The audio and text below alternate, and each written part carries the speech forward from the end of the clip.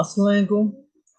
আর online teach এর পক্ষ থেকে আবারও আপনাদের অভিনন্দন এবং শুভেচ্ছা। আজ আমি আপনাদের মাঝে আরো একটি গুরুত্বপূর্ণ বিষয় নিয়ে আলোচনা করব। সেটি হচ্ছে মাইক্রোসফট অফিস বা অফিসিয়াল।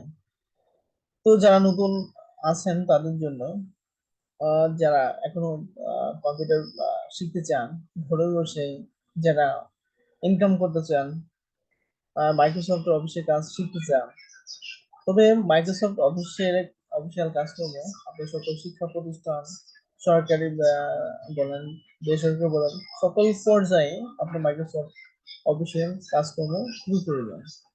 তো আপনাদের আরো কিছু কয়েকটা কথা মনে রাখেন। আপনারা মাইক্রোসফট অফিস, আমি ইতিমধ্যে কোর্স শুরু করেছি। তো আপনারা যারা অনলাইনে কম্পিউটার বেসিক কোর্স গুলো শিখতে চান, তো আমরা অনলাইনে বেসিক কোর্স গুলো শেখাবো। যাই হোক, এটা আপনাদের জন্য আমার দ্বিতীয় টিউটোরিয়াল। তো আমি অনলাইনে আপনাদের শেখাচ্ছি। তো আপনারা মাইক্রোসফট অফিস শিখে যে কাজটা করতে পারবেন, এটা হলো আপনারা বিভিন্ন, বললামই তো, বিভিন্ন সরকারি বেসরকারি প্রতিষ্ঠানে আপনারা কাজকর্ম করতে পারবেন। এছাড়া আপনারা কিভাবে কাজ করবেন আমি একটু শেখাবো। তো আমি এই ভিডিওগুলো সম্পূর্ণ বড় করছি না। তো আপনাদের তো ক্লাস যখন শুরু হবে, আমরা গ্রুপ করে ক্লাসগুলো করব। এই ক্লাসে সাধারণত আপনারা অনলাইন পেয়ে থাকবেন। তো যাই হোক, আমি কথা না বলে আমি আজকের যে টিউটোরিয়াল 2 আমরা যে ক্লাসটা নিতে যাচ্ছি, সেই ক্লাসটাই আমাদের থাকবে আজ।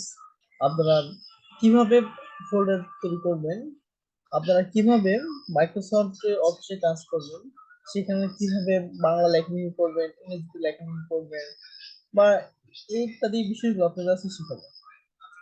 তো প্রথমত আমি আপনাদের দেখাচ্ছি, এই হচ্ছে আপনাদের এরকম কম্পিউটার মনিটর থাকবে।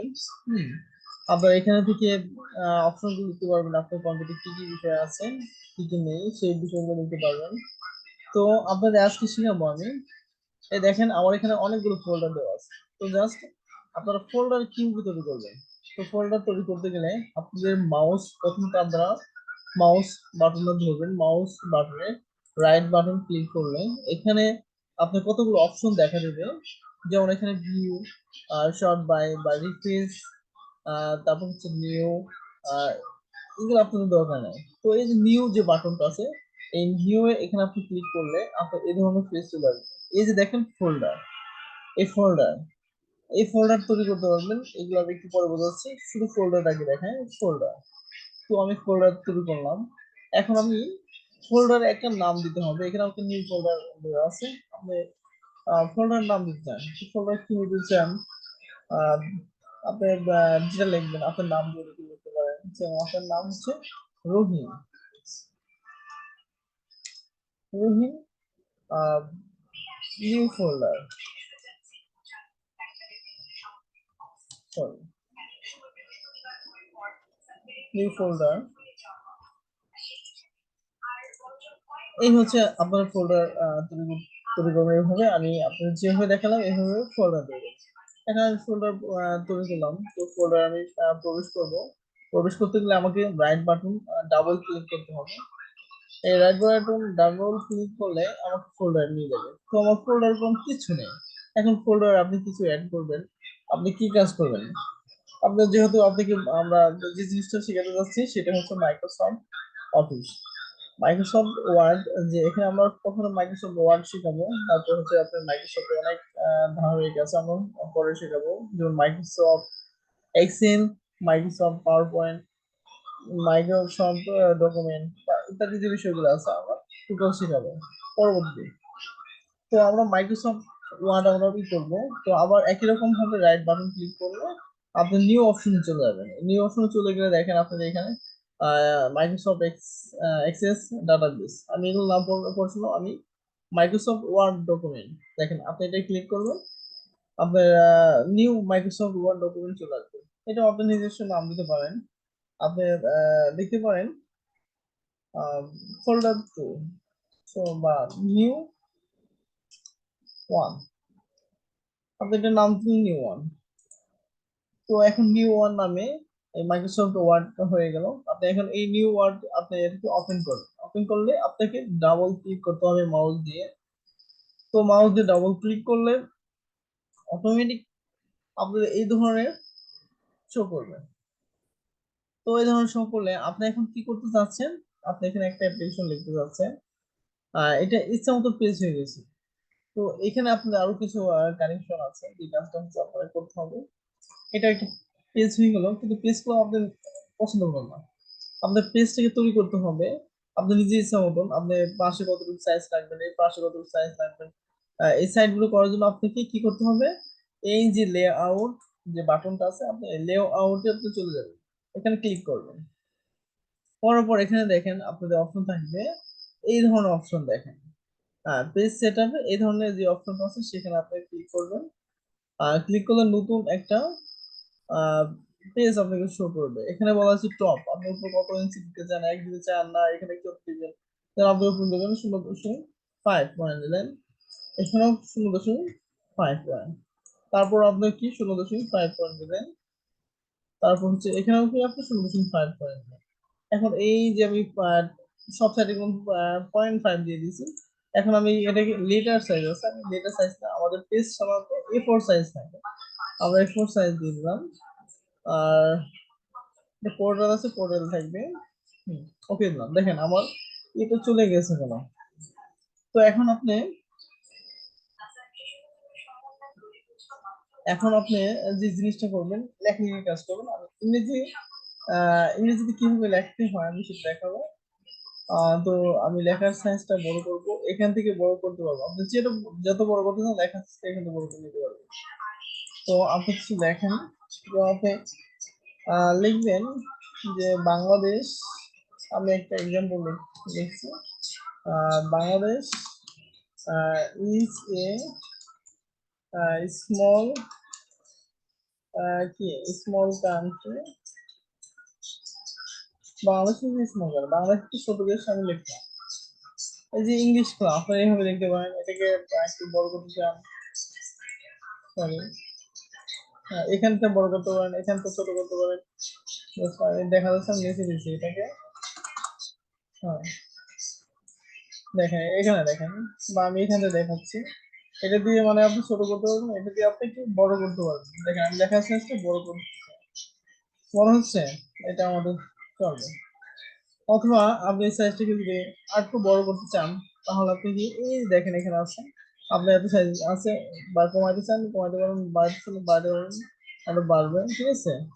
যাই হোক আমি এইরকমই রাখলাম, ঠিক আছে। তো জাস্ট আমার একটা বেরিয়ে গেছে।